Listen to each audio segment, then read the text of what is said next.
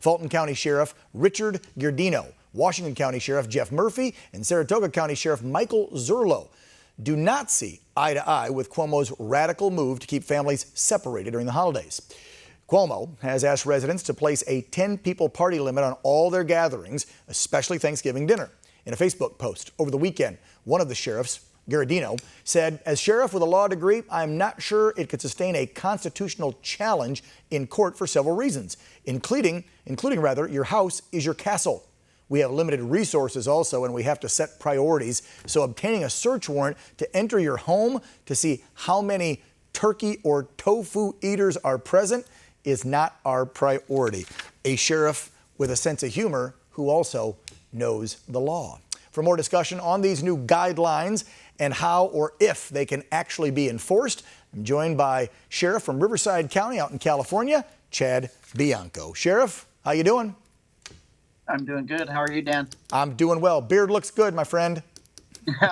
Thank you. No shave November. That's right. That's right. It's Movember.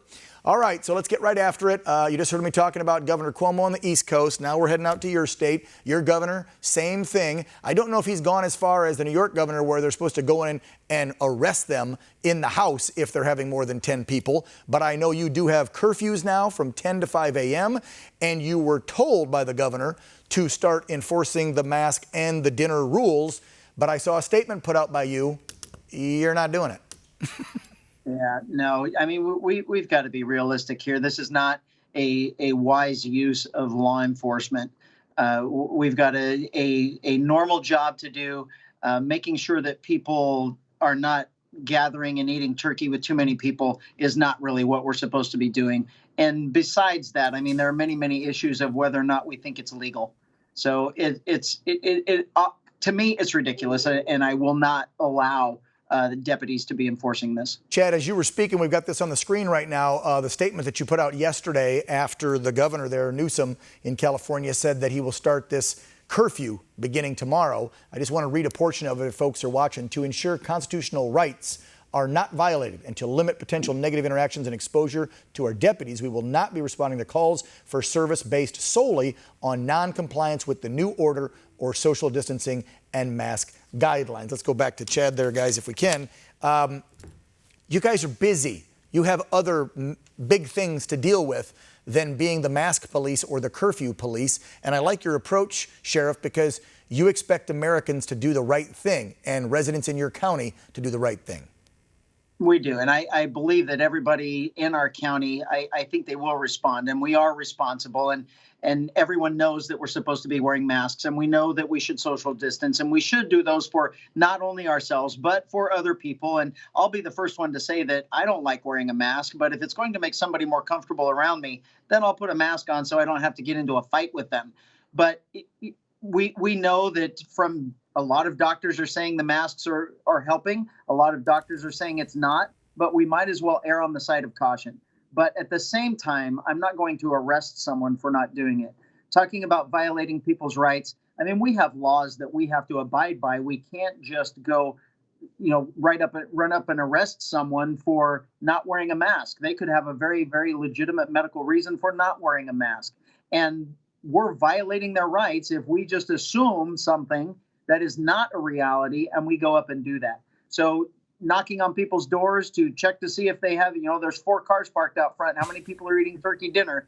I mean, that's not a legal use of our ability, and that's not what we're for.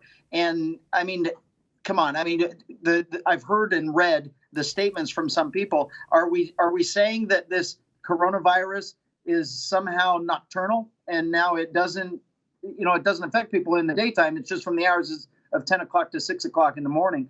And it's almost like, to me, and then this is my personal Chad Bianco opinion.